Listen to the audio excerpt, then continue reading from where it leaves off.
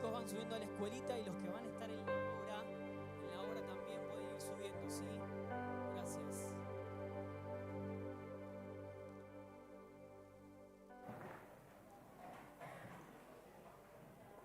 Eso.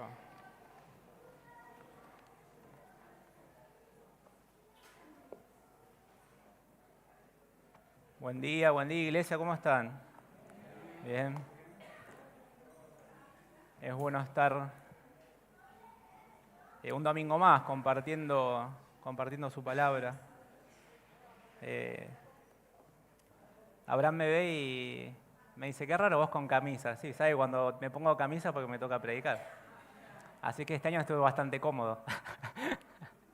Gracias a Dios, bueno, por los que no sabían les comparto, por la gracia de Dios ya pudimos tener el título, ya está el título de la carrera. Ahí el profesor de matemática, para que estuvieron orando. Sí. Cerramos la residencia en la Ciudad de Buenos Aires con un promedio perfecto de 10, así que bien. Y el año que viene también, la residencia a nivel superior toca, ¿no? Pero ahora estoy orando por eso y también por los planes a futuro. Para los que no saben, probablemente verano 2027 yo voy a estar partiendo ya para San Miguel del Monte, me voy a mudar. Así que bueno, estoy orando también por las puertas laborales allá, en los colegios y demás.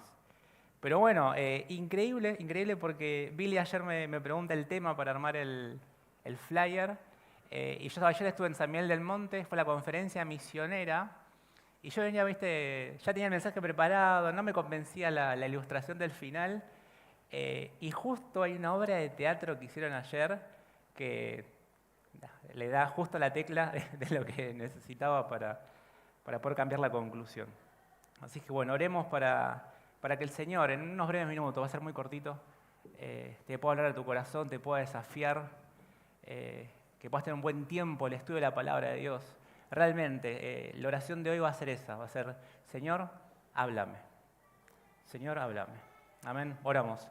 Dios mío, te agradecemos por este tiempo. Gracias, Dios, por tu palabra. Te rogamos ahora en este tiempo que nos estés hablando a cada uno. Queremos ser desafiados por tu palabra, que tu palabra nos transforme, que tu palabra nos confronte, que tu palabra nos dé el valor para el día de hoy aprender a atravesar la tormenta. Te damos gracias por este tiempo y rogamos, Señor, que sea un tiempo de bendición, que sea un tiempo en el cual nos desafíe y nos mantenga meditando a lo largo de esta semana.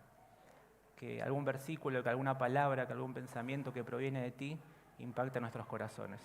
Oramos en el nombre de Jesús. Amén. Bueno, el tema de hoy no hay PowerPoint. Hoy no hay PowerPoint porque está todo aliterado, todo. Tomen nota. Vamos a volver a los viejos tiempos. Te ha demostrado que el PowerPoint a veces es contraproducente. Me pasa a mí también, traes menos la Biblia, ¿viste? Te acostumbras a tratar. Bueno, lo pasa a los chicos en el colegio también. Viste que ahora están las pizarras eléctricas y cuando ya las electrónicas, y cuando dicen, lo vas a pasar por el Classroom, ni copian. Y como ni copian, ni prestan atención. Entonces, hoy viene el desafío doble, así que sacá la lapicera, el celular para anotar. Cuando la tormenta habla, hoy vamos a hablar acerca de las tormentas en la vida cristiana. Pero vamos a hablar de qué significa la tormenta.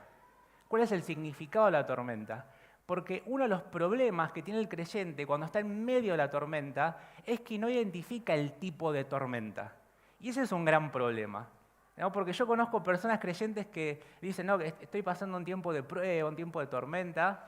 ¿Y cuál es ese tiempo de prueba? Y debo 5 millones de pesos por infracciones de tránsito. Y yo digo, bueno, no sé si es una prueba del Señor o sos vos que pasás el semáforo en rojo, ¿no? Hay distintos tipos de tormentas y hoy las vamos a identificar, las vamos a separar en 3 grupos. Me tomé el tiempo de recorrer todas las tormentas en la Biblia, pero hoy vamos a hablar solamente de 3. Esto me hace acordar a una historia, esta es una historia real, de un herrero cristiano. Dice que él, hay herreros, pero ya no hacen lo mismo que hacían en aquellos tiempos. Y tenía un vecino, viste, que constantemente se burlaba de él porque tenía muchas pruebas. Tenía problemas de salud, se le había muerto la esposa, tenía problemas económicos. Sabemos que los herreros no tenían un buen estatus social. Y este hombre le dice a su vecino, le dice, mira, yo te voy a enseñar por qué hay tormentas en mi vida. Y lo invita a su herrería y le dice, ¿ves ese yunque que está ahí? Y le dice, bueno, mirá, ¿ves? Mirá, ese es el lugar donde yo trabajo los metales. No, mirá, está impoluto. Vos le pegás con lo que sea, no se mueve. Mirá todos los mangos que están tirados ahí. Eran todos martillos rotos. Son todos martillos, ¿no?, que yo rompí de tanto trabajar con esos metales. Pero ¿sabes qué? Dice, ese es mi trabajo. Y yo entendí por medio de mi trabajo qué es lo que el Señor hace con nosotros. Cuando uno trabaja el metal se comprime. Cuando el metal se comprime, genera más dureza. Cuando el metal se comprime, es más maleable. Yo lo puedo trabajar, le puedo dar la forma que quiero. ¿Sabes lo que hace el Señor con nuestras vidas a través de las tormentas? Le dice a su vecino. Lo que hace es golpearnos de tal forma que saca toda la escoria que hay en mi vida. Todo lo que Él no quiere que esté, necesita salir por medio de la tormenta. Y yo lo que necesito hacer es soportarlo. Entonces, bueno, vamos a ver la primer tormenta. Acompáñame al libro de Jonás, vamos a hacer cortito porque son muchas historias, pero vamos a leer súper cortito. El libro de Jonás, capítulo 1, ¿no? Te lo resumo así nomás. Jonás, un profeta de Dios, estaba en el tiempo de Nínive, ¿no? Estaban ahí peleados con los asirios israelitas, y él le mandan que predique a esa ciudad. Y Jonás no quería. ¿Por qué no quería? Al final del libro descubrimos que no es porque les tenían miedo. Viste que en la escuelita a mí me lo enseñaron mal. No, es que eran terribles, lo iban a torturar a Jonás, le iban a cortar la lengua. En serio, eso me decía mi escuelita, ¿no? Bastante sanguinaria mi maestra de escuelita. Pero es verdad que en ese tiempo a los profetas les pasaba eso, pero no era por eso. Capítulo final, vemos que Jonás no quería que el Señor perdone a los ninivitas. Esa era la razón en realidad. Pero acá Jonás tenía que ir hacia Nínive y ¿hacia dónde se va? Hacia Tarsis, va al sentido contrario. ¿Y qué pasa? Se larga una tormenta. Y versículo 8 dice, ¿no?, después de que ellos decían, no, ¿qué pasó? Entonces le dijeron ellos, decláranos ahora por qué nos ha venido este mal. ¿Qué oficio tienes?, le preguntaron los de a Jonás. ¿Y de dónde vienes? ¿Cuál es tu tierra y de qué pueblo eres? Versículo 9, y él les respondió diciendo, soy hebreo y temo a Jehová, Dios de los cielos, que hizo el mar y la tierra. Y aquellos hombres temieron en sobremanera y le dijeron, ¿por qué has hecho esto? Porque ellos sabían que huía de la presencia de Jehová, pues él se los había declarado. Y le dijeron, ¿qué haremos contigo para que el mar se nos aquiete? Porque el mar se embraveció más y más. Y él respondió, tomadme y echadme al mar, y el mar se pondrá quieto, porque por mi causa ha venido esta gran tempestad sobre vosotros. ¿No? Hasta acá la lectura de la palabra. Bueno, la tormenta, en este caso, en la vida de Jonás, ¿sabes por qué fue? Fue por una disciplina. Fue una disciplina del Señor. Pero acá lo increíble de este tipo de tormenta. Dios pone tormentas en tu vida, capaz que alguna literal, alguno le habrá pasado de tener una experiencia donde, ¿no?, el Señor, con literalmente una tormenta, los habrá frenado algo, pero pone tormentas en tu vida para disciplinarte. Vos tenés que identificar si el problema que estás pasando ahora, si la tormenta que estás atravesando, te está hablando y te está diciendo, esto es una disciplina del Señor, que es por amor. Porque es así, porque el Señor amaba a Jonás. Lo ama. Y le estaba dando tiempo de recapacitar. Pero fíjate lo increíble que es que todo el mundo se dio cuenta que era por su causa. Y lo que más me preocupa es que esto pasa también en la vida del creyente. Cuando vos estás, y la disciplina nos habla de pecado, cuando vos estás en pecado, no solamente te afecta a vos, sino que le afecta a las personas que están a tu alrededor. Porque si sos un padre de familia y estás en pecado, y estás fuera de la comunión de Dios, no solamente te afecta a vos, te afecta a toda tu familia. Sos madre, sos hijo, en el trabajo, a tus compañeros, tu forma de actuar, todo cambia. Todos se dieron cuenta que Jonás estaba fuera de la voluntad de Dios. Dice que tuvieron miedo en gran manera, porque ofendió al verdadero Dios. Pero fíjate, porque esta parte es la que me encanta, y al final, versículo 17, bueno, resumimos, lo agarran a Jonás, lo tiran, y versículo 17 dice, pero Jehová tenía preparado un gran pez que tragase a Jonás, y estuvo Jonás en el vientre del pez 3 días y 3 noches. En otra versión dice, Jehová se había provisto de un pez. Sabes que siempre que el Señor ¿no? te sorprende con esta tormenta, con la disciplina, puede ser una enfermedad, puede ser una situación económica, puede ser una pérdida, puede ser, no sé, depresión. Ojo, no digo que la depresión sea algo siempre malo, a veces no es producto de un montón de cosas, ¿no? De la vida, de la fortaleza que uno no tenga o no tenga a nivel psicológico. No hablo de eso, pero a veces no, hay situaciones, nos ponemos a pensar en la vida de Elías, que después de una gran victoria terminó en una cueva, ¿no? Totalmente deprimido. Son momentos, son estadías en la vida de las personas. Pero ponete a pensar si la tormenta que estás atravesando hoy no es tu responsabilidad. Y es en la caricia amorosa de Dios trayéndote de vuelta al redil. Ponete a preguntar eso, porque no lo disfraces con, no, esto es una prueba del Señor, ¿viste? Y el Señor me está fortaleciendo. No, te está poniendo alerta. Yo en mi vida puedo identificar muchas veces, y te animo a que te pongas a pensar en tu vida, cuando el Señor cerró una puerta para prevenirte de algo peor, o porque realmente estabas en pecado y ponía palos en la rueda. Ayer estuvo el director de Palabra de Vida Ucrania contándonos cómo sacaban a las personas de la línea de fuego. Y al principio obviamente tenés miedo, caían las bombas. De hecho nos mostraron la ruta donde caen los drones. A las autopistas allá les pusieron unas redes para que la gente pueda circular, y si viene algún dron, ¿no? Capaz que la red un poquito te protege de los bombardeos. Y mirá lo que dijo este hombre, ¿no? Viene directamente desde el frente de Ucrania, de la guerra, y dijo: el lugar más peligroso del mundo es fuera de la voluntad de Dios. El lugar más peligroso del mundo es fuera de la voluntad de Dios, y lo dice un hombre que estuvo en un frente de batalla. Continuamos, la tormenta, ¿no? La primera nos habla de disciplina. Esto nos habla acerca del pecado. La segunda tormenta, acompáñame a Marcos 4:41. Marcos 4:41. No, tenemos dos relatos de las tormentas ahí. Los discípulos, ¿se acuerdan? ¿Cuáles son los dos relatos? ¿Quién me puede decir cuáles son estos dos grandes relatos de las tormentas? ¿Qué diferencia tiene uno con el otro? Hay uno capaz que es más conocido. Los dos son conocidísimos. Uno cuando Jesús dormía, ¿no? Este es el que está acá. ¿Y el otro? Cuando Pedro camina en el agua. O sea, entendemos que no es el mismo, porque como medio raro, ¿no? Jesús aparece y estaba acá durmiendo. No es el mismo. Son dos situaciones distintas, porque son dos estadios de la tormenta. Esta es una tormenta diferente.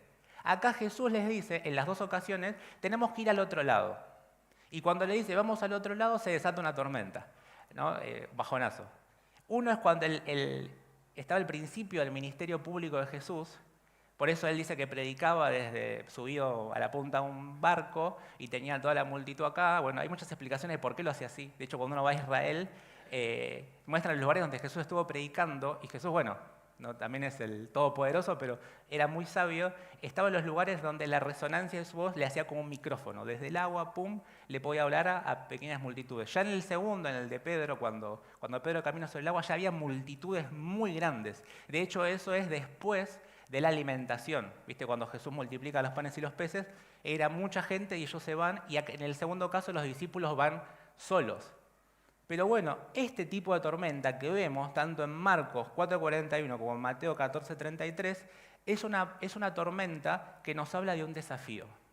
En la anterior nos hablaba de la disciplina, nos hablaba de pecado, ahora nos habla acerca de un desafío. Es una tormenta para desafiar. Fíjate que el Señor en la primera dice acá que Él estaba durmiendo. No lo vamos a leer por amor al tiempo, pero el capítulo 4 habla de este relato. Jesús estaba durmiendo, entonces Jesús estaba con los discípulos. Y Jesús les dijo, vamos a ir y vamos a llegar al otro lado. Los estaba desafiando. Ahora yo te pregunto, si vos realmente entendieras que el que está en tu barca es el creador de ese mar, bueno, Mar de Galilea es un lago, ¿no? De todo el universo, ¿por qué tendrías que tener miedo? Si es el que diseñó todo.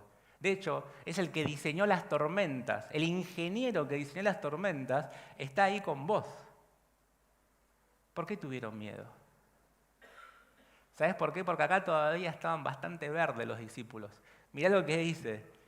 Versículo 41, entonces temieron con gran temor y se decían el uno al otro. Esta pregunta me destruye.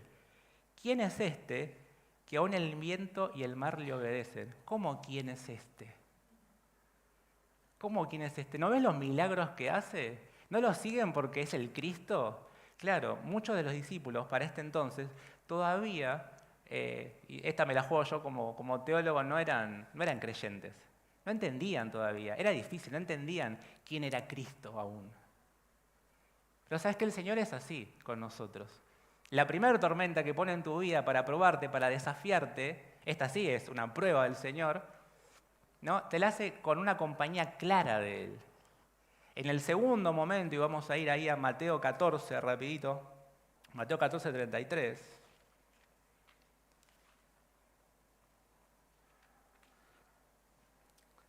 En Mateo 14, 33, mirá cómo cambiaron ellos. Entonces los que estaban en la barca vinieron, ¿no? Otra vez Jesús aparece, camina sobre el agua, lo llama Pedro, Pedro va caminando hacia él, cuando mira la tormenta, deja mirar a Jesús, se hunde, lo saca, suben a la barca y versículo 33 dice, entonces los que estaban en la barca vinieron y le adoraron diciendo, verdaderamente eres hijo de Dios. Fíjate cómo cambió la actitud.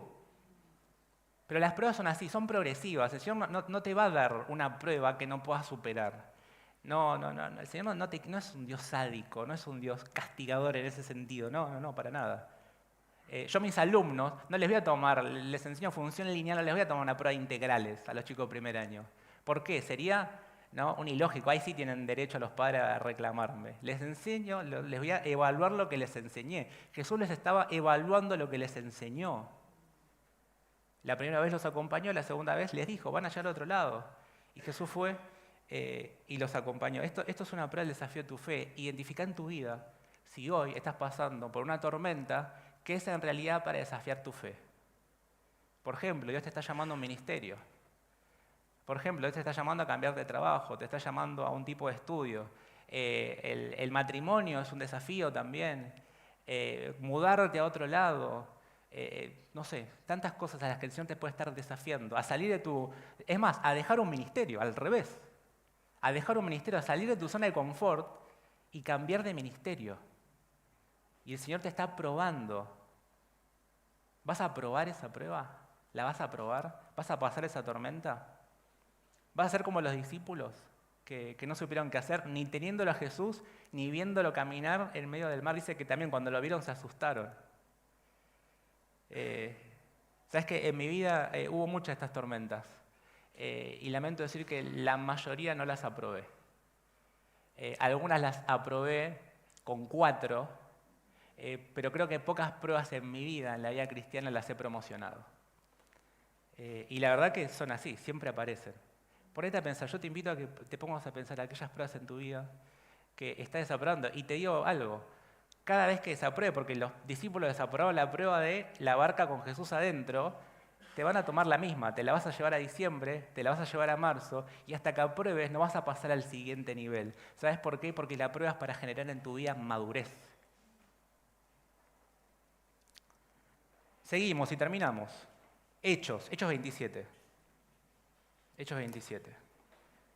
Última tormenta, último tipo de tormenta. Esto de acá, estos 3 aspectos de la tormenta se aplican a todas las tormentas de la Biblia.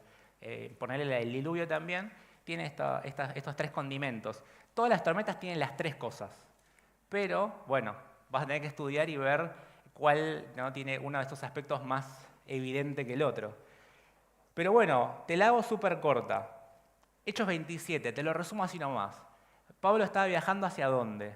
¿Se acuerdan? Hacia Roma. ¿Para qué? Para ser enjuiciado, para ver al César, para tener el privilegio de predicarle el Evangelio al César. Y a Pablo se le declara que él iba a llegar allá. Entonces, esta no es una prueba para probar la fe de Pablo. Pablo estaba segurísimo que iba a llegar. Pero el Señor en el medio tenía otros planes. Entonces dice que el barco se empieza a sacudir, ¿viste? Empieza a temblar, versículo 21, tenemos ahí en Hechos 27, 21. Dice, entonces Pablo, como ya hacía ya mucho que no comíamos, puesto en pie en medio de ellos, dijo, habría sido por cierto conveniente, oh varones, haberme oído, y no zarpar de Creta, tan solo para recibir este perjuicio y pérdida. ¿Ves? Fíjate, acá tenemos los dos lados de la moneda. Pablo está pasando una tormenta por causa de estos necios que vieron que venía la tormenta y salieron igual. Para ellos la tormenta es una disciplina. Para Pablo, ¿no?, es este tercer aspecto, que es demostrar el propósito. Para Pablo es demostrar el propósito. ¿Ves? Son las dos cosas en lo mismo. Pero ahora os exhorto, versículo 22, a tener buen ánimo, pues no habrá ninguna pérdida de vida entre vosotros, sino solamente de la nave. Porque esta noche ha estado conmigo el ángel de Dios, de quien soy y a quien sirvo, y diciendo: Pablo, no temas, es necesario que comparezcas ante César, y aquí Dios te ha concedido que todos los que navegan contigo, por tanto, oh varones, tened buen ánimo, porque confío que en Dios que será así como me ha dicho. Con todo, es necesario que demos en alguna isla. Fíjate el contraste, y me encanta porque es igual a la tormenta de Jonás, pero todo al revés. En la de Jonás fue el culpable de la tormenta. Él se estaba escapando, él estaba yendo en contra del propósito de Dios, estaba en pecado. En otra versión dice: ¿qué pecado has cometido que nos cae esta tormenta?, le dicen a Jonás. Acá al revés, Pablo no fue el causante de la tormenta. Fueron los marineros, los soldados que decidieron ir igual. Y al revés de Jonás, él era, viste que Jonás, por su culpa, todos estaban todos perjudicados. Bueno, acá, como Pablo, por el propósito de Dios, tenía que llegar a Roma, todos se iban a salvar. Así es en la vida cristiana. Tu pecado es de maldición para todos los que te rodean.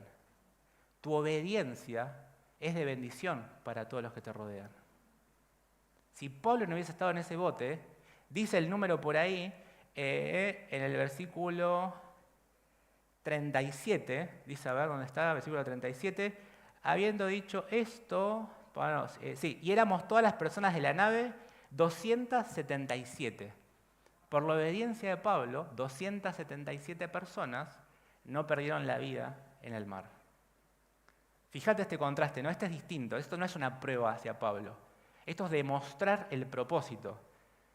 ¿Pero de qué forma? A veces vos, ¿no?, el Señor te marca que tenés que hacer algo. Vamos a un caso extremo, ¿no?, la obra misionera en algún lugar, y el Señor te llama y vos decís: bueno, armo mis bolsos, Señor, y me voy. No es tan lineal los caminos del Señor. No es tan lineal. Sí, es muy claro hacia dónde tenés que ir, pero el Señor no te dice el camino que tenés que atravesar. Y no es porque sea malo, es porque hay muchas cosas que tenés que aprender antes de poder ir. Y sabes que tal vez estás en una tormenta en la cual el Señor te está poniendo, ¿no?, para desviarte del camino y llevarte a algo que Él tiene un propósito. Me pongo a pensar en Felipe, me pongo a pensar en Jesús cuando fue por la mujer samaritana, ahí en Juan capítulo 4. Hay veces que el Señor te desvía y vos te enojás encima. Decís: pero Señor, no tenía que ir a este lugar. Hay un chico, Matías Buldain, para los que conoce, seguramente conocen al viejo cachorro. Él se tenía que ir a estudiar a Liberty, se iba a estudiar teología a Estados Unidos, y tenía un discípulo, el Poro, que capaz me está viendo el Poroto. Era muy chiquitito, era un preadolescente. Y cuando Mati dijo que se iba a ir a Estados Unidos, ¿sabes qué hizo el nene? Empezó a orar para que no se vaya. Y se ve que tenía fe el nene porque no se fue. Y cuando él, viste, anuncia en la iglesia: hermanos, viste, me rebotaron la visa. Cuando estaba todo cocinado, él ya había viajado, ¿viste?, tenía los papeles de estudio, iba a estudiar teología. No hay nada más sano que estudiar teología, ¿viste? Le rebotaron los papeles. Y el Poro estaba re feliz. Estaba en toda la iglesia conmocionada, el Poro estaba re feliz. Pero ¿sabes qué? Se quedó por un año más. Y Mati no entendía por qué. Señor, pero vos me llamaste, me preparé, estudié acá. ¿Por qué? Bueno, en ese año el Señor lo usó de gran forma y previno divisiones de iglesias. Y estuvo fortaleciendo a la congregación. Y terminó el discipulado de este chiquito que hoy en día es un gran hombre de Dios, casado con la hija de un pastor, con una hermosa familia. Y son parte de los pilares fundamentales de un ministerio. Fíjate si no era necesario que se quede. Es que así es el Señor. A veces nosotros nos enojamos, pero Dios te manda a un lugar, quédate tranquilo, si Dios te dijo que vas a ir a ese lugar, lo vas a hacer. Pero en el medio van a haber otras tormentas que te van a mover. Alguien dijo que Dios a veces tiene que frustrar tus planes para que los planes de Él sobrevivan.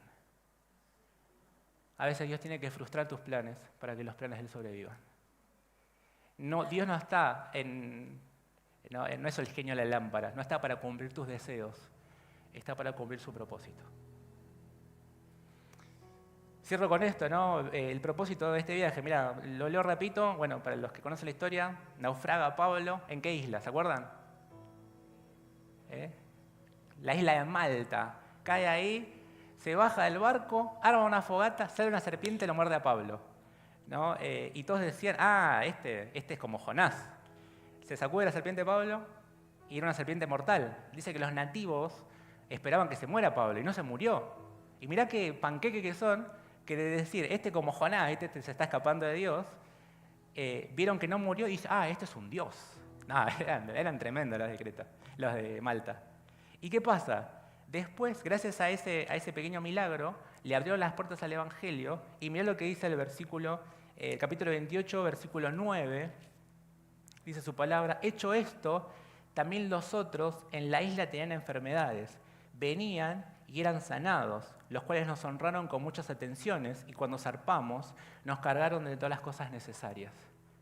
¿Viste que les dijo el Señor? Van a llegar, se va a hundir el barco, pero vas a llegar, esta parte no se las dijo, vas a llegar a una isla, vas a sanar a muchas personas que necesitan ser sanadas, vas a predicar el Evangelio, se te va a dar todo lo necesario y van a poder continuar el viaje. Ponete a pensar en tu vida la cantidad de veces que Dios desvió tu viaje para un propósito divino. Estate tranquilo, no te está disciplinando, estate tranquilo, no te está probando, te está llevando para un nuevo propósito. Sabes que Pablo venía de una vida destruida, ¿no? Y esto me hace acordar, y ya terminamos, ayer se habló de la vida de John Newton. Yo la conocía más o menos, pero bueno, siempre un musical, ¿no? Te hace entender mejor las cosas. Y había cosas de su vida que yo no me acordaba. No, para los que no saben, es el escritor de Sublime Gracia, ¿no? Un himno súper recontra cantado a nivel mundial. Él venía de una familia cristiana, sí, pero a los 11 años se le muere la madre. Él se empieza a dedicar al negocio de la marina, su papá también era marinero, se desvía del Señor, se olvida totalmente, y en una gran tormenta se estaba por hundir el barco, y él se acuerda de las cosas que le leía la madre cuando era chico, de la palabra de Dios, y hace un pacto con Dios, no lo desafía y dice, Señor, si me salvás de esto, yo te voy a seguir. Y no fue como la mayoría de nosotros que hacemos esas promesas y no las cumplimos. Literalmente dice que él volvió de ese viaje, estudió la palabra de Dios y se volvió pastor. Y él, bueno, se dedicaba al tráfico de esclavos en aquel tiempo, ¿no? En Gran Bretaña. Empezó a trabajar para revertir toda esta situación y recordando ese naufragio, recordando su vida pasada, recordando cómo maltrataba a los esclavos, recordando todo eso, escribe Sublime Gracia. Es increíble esa historia. Pero lo más lindo, y este es el dato que no me acordaba, John Newton muere el mismo año que Gran Bretaña declara la abolición de los esclavos. Ese fue el mismo, fue su legado. Luchó tanto que al final lo consiguió. Se abolió la esclavitud en Gran Bretaña el mismo año que él murió. Y él le dijo a esta situación, la gracia de Dios no borra el pasado, lo redime. La gracia de Dios no borra el pasado. Lo que hiciste ya lo hiciste. El Señor lo perdona, pero lo redime. Él paga ese precio. ¿No? ¿Qué tormenta estás pasando en tu vida? ¿Es la tormenta de la disciplina? ¿Estás lejos de Dios? ¿Estás en pecado? Ojo, esa tormenta afecta a todos los que te rodean. Primero te afecta a vos, es chiquitito, pero después, no, Jonás ha estado durmiendo, después afecta a todos. ¿Es la prueba, no? ¿Es la tormenta del desafío? ¿Te está desafiando? Bueno, ¿no? Superala, ¿no? Aprobala, porque si no, vuelve a venir. Es la tormenta, ¿no? De la demostración, de demostrar el propósito de Dios. No te enojes. Si el Señor dilata algunas cosas, te desvía, ¿no? Estate tranquilo, es por algo mejor. Oramos, Dios mío, te damos gracias por este tiempo. Gracias, Señor, por tu palabra. Padre, te agradecemos por las tormentas, te agradecemos por esos problemas, esas situaciones, esas pérdidas, esas cosas que sacas de nuestras vidas. Señor, te pedimos perdón por nuestros pecados, aquellos que no hemos confesado, aquellos que te son ocultos, tal vez rebeldía en nuestro corazón, Señor, algún rencor.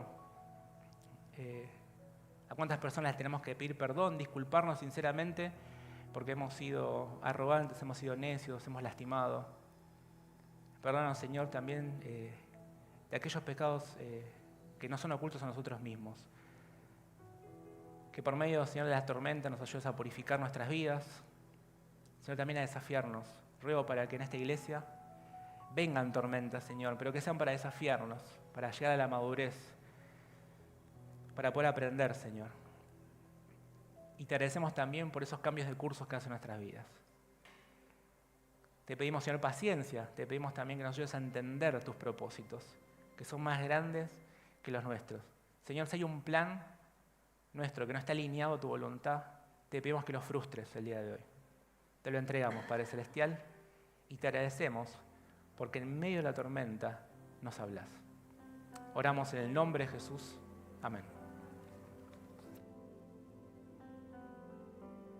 Hay una hermosa canción que hace tiempo no cantamos que dice: dulce refugio en la tormenta, ¿quién es? Es Jesucristo el Salvador. ¿Por qué no te pones de pie para poder cantarla? Y luego sí, concluimos con esta mañana.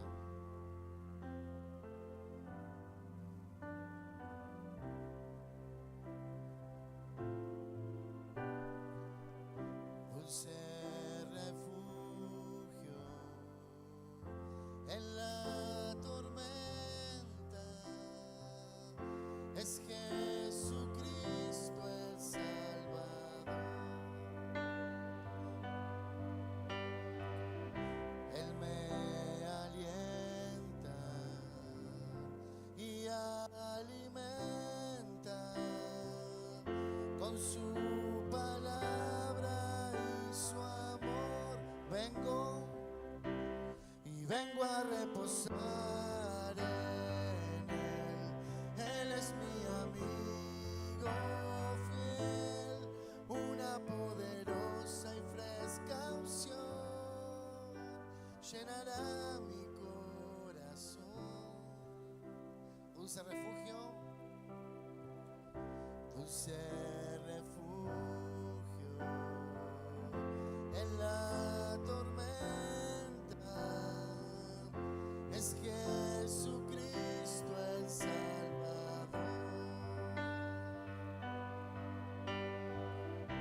Él me alienta y alimenta con su palabra y su amor.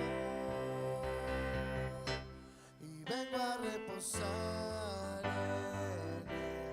Él es mi amigo fiel, una poderosa y fresca unción llenará mi corazón. Terminamos diciendo: